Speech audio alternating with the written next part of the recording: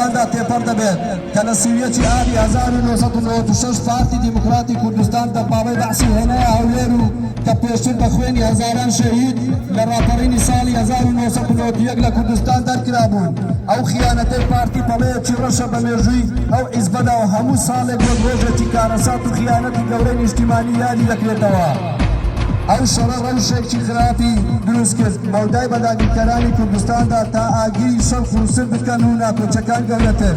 شەڕێک بدواتر گۆڕدرا بە شەڕی وەکالەت بۆ تورکیا و ئێران ئێستاش بەردەوامی هەیە. پارتی بۆ سەرکەوتن لەو شەڕە گۆی نەدا بە هیچ پرینسپیبێک بۆ کوردکوشتن و کوشتنی گەلانی عێراق و سەرسەختترین دژمنی پەڵکێشی کوردستان و هەولێر کرد.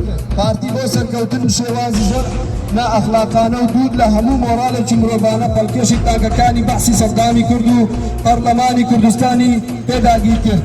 تیرۆر و زیندانی ئازادی خوازانی هەولێر و بادینە بە تایبەتی سەرهەڵدانی شیلازێ بەرهەمی ئەو خیانەتەیە. بۆیە ئێمە هەمیشە نەفرەت لەم خیانەتە گەورەی پارتی بارزانی دەکەین یاخود هەر حیزبێکی تری کاری لەم شێوەیە.